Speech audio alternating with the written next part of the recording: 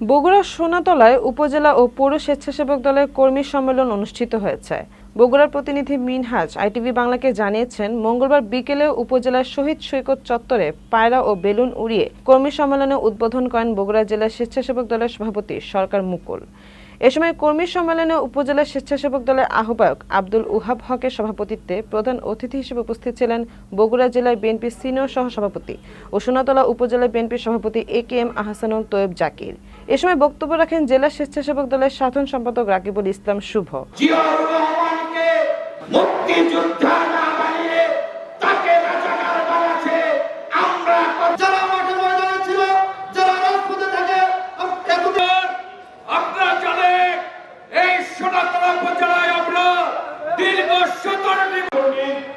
নাম 36 বগুড়া 1 শেখ প্রেসিডেন্ট জিয়াউর রহমানের